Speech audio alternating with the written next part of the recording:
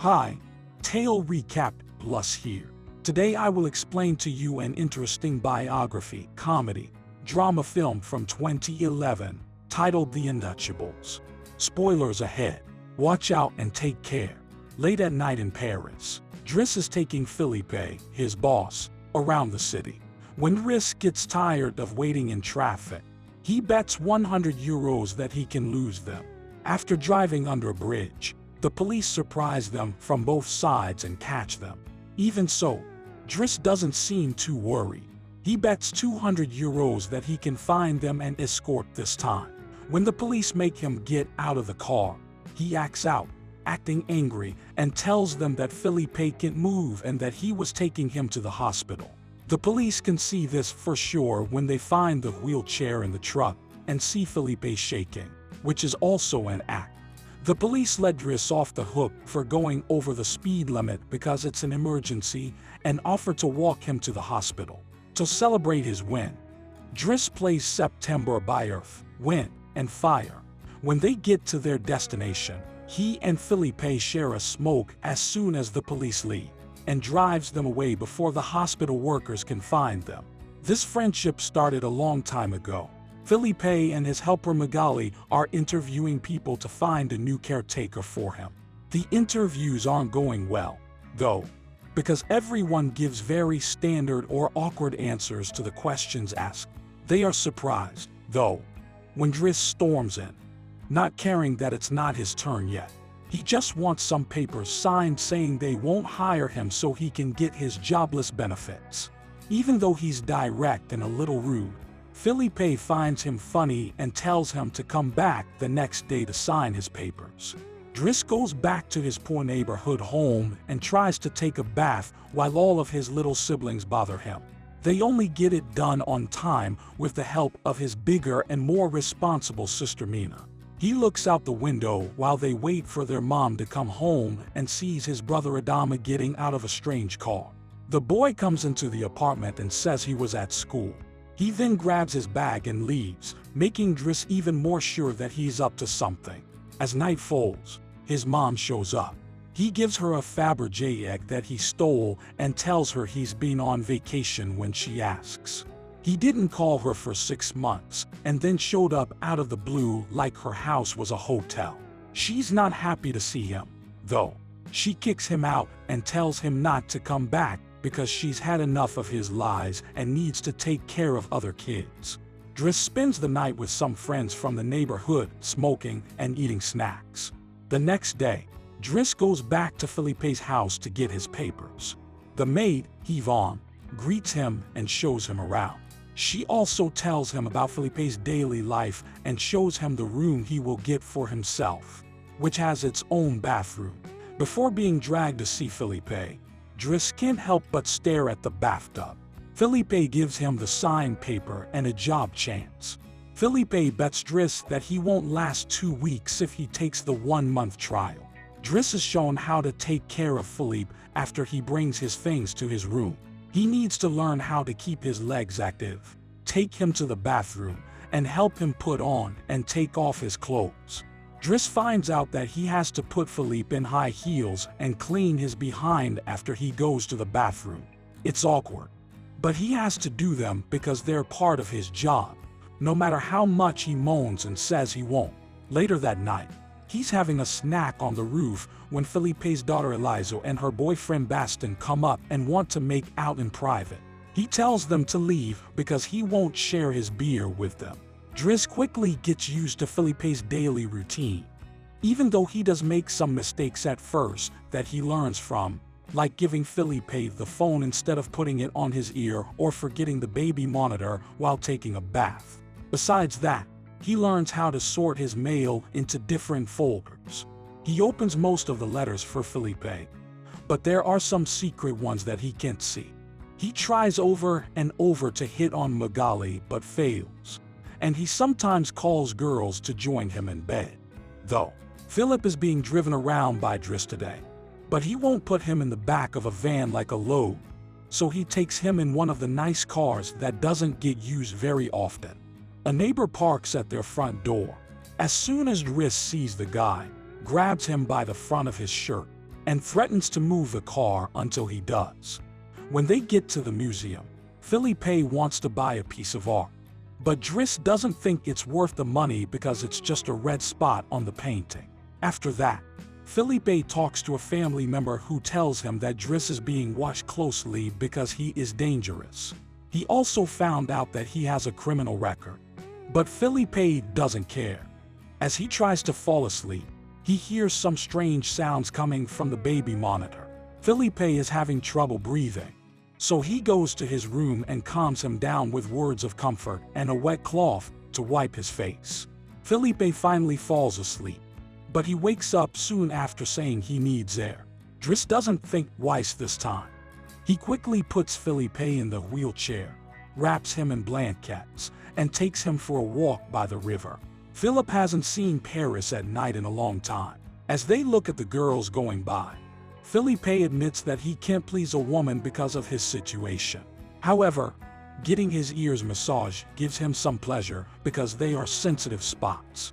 When the ghost pain starts to show up again, Driss lets Felipe use one of his joints. At first, Felipe is skeptical, but he ends up liking it. After that, they go to a restaurant and joke around while eating. During their meal, Felipe chooses to tell them more of his story. He met his wife when they were both students. Soon after they got married, she had 5 miscarriages and was told she had a disease that would not heal and would kill her. That's when they took Eliza in. But he still thinks that life without his wife is what really hurts him. After many more jokes, Philippe remembers the date and sees that Driss passed his 1-month trial, which means he is now officially hired. The next day, Driss goes to talk to Mina as she's leaving school. She's annoyed that he hasn't been returning her texts other than to tell her to look for the egg. And she also tells him that the police have been calling their house. After that, he goes to see Adama, who tells him that he was caught with 30 grams on him. Adama says no to Driss's offer to take him to lunch, but he gets in the same strange car as before. In the end, Driss is allowed to be there, while Felipe reads Magali his letter for Eleonore. He thinks Felipe should be more direct, and that this purple writing is very boring. He sees her phone number on one of the letters as a sign and calls her. Felipe has to pick up the phone and finally talk to her face to face after all these letters. The next day, Driss gets Felipe to agree to trade pictures with Eleonore. He picks a picture of Felipe in his wheelchair. Then, Eliza walks into his room while he's painting to ask for smokes and make fun of him for trying to be smart.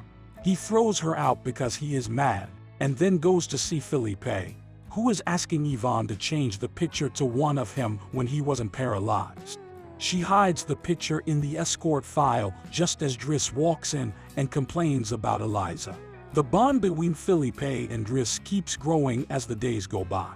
While Felipe buys him his first shoot and scolds his daughter, Felipe also takes him to play in the snow and runs with him. Before Driss paints his first picture, he shows Magali. She hits him when he tries to kiss her. Felipe, on the other hand, they have a great time together and do fun things like getting a faster car, sharing joints, and even hiring women together. Driss goes to find Eliza, who is crying in her room after taking some of Ivan's pills, which didn't kill her as she thought they would. So she asks Driss to talk to the boy, and he agrees to do so for a price. She is sad because Baston broke up with her and called her a T***. At the same time, Felipe shows a family member the Driss picture and gets him to agree to buy it for 11,000 euros. Driss goes back to the dining room and talks to Ivan. Ivan tells Driss that Magali is dating someone named Fred, but things aren't going so well right now. This gives Driss hope. As the party winds down, Felipe makes Driss listen to some of the most important classical music songs ever written. Driss could only joke back at him. After putting Felipe to bed, Driss reads Eleonore's most recent letter to him. She sent him a picture of herself that showed how pretty she is and told him they should meet next week when she goes to Paris. When the date day comes, Yvonne and Driss try on dozens of clothes for Felipe until they find the right one. Driss uses his day off to visit Baston and threatens him until he agrees to say sorry to Eliza and bring her croissants every day. He goes to see his mom at work afterward, but only to watch her from afar. Eleanor is very late. Felipe gives up after an hour of waiting and calls Driss to get him out of there. He then leaves the restaurant without noticing that Eleanor is coming in at the same time. Felipe gives Driss the money he made from selling the picture and takes him with him on his private plane that same night.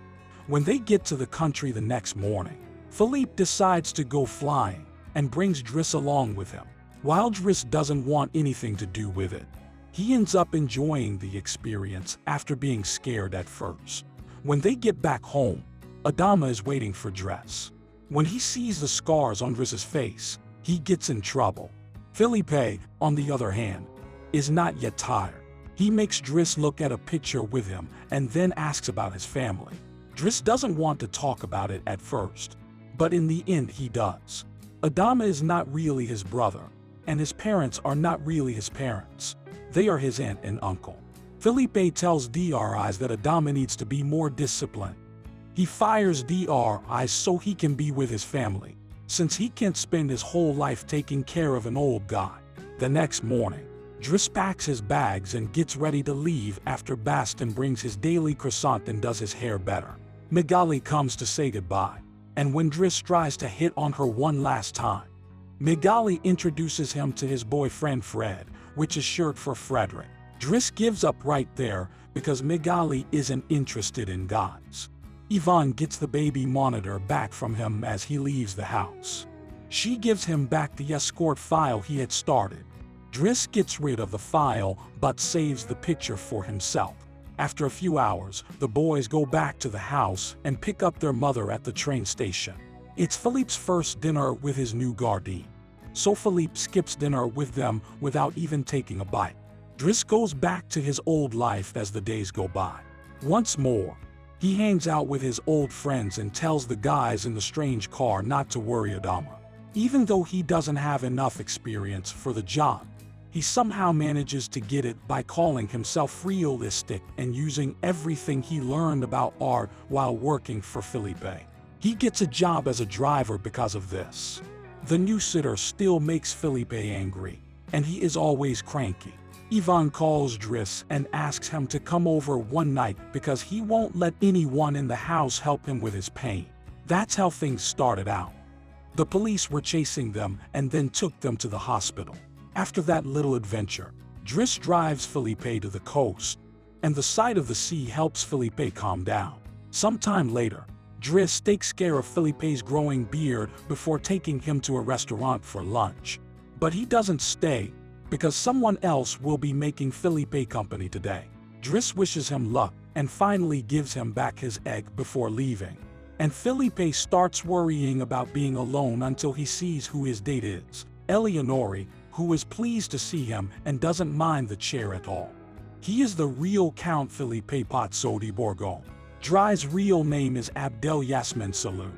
Even now, the two men are still very good friends. Make sure to subscribe and turn on notifications so you can watch more videos like this. Thanks for watching.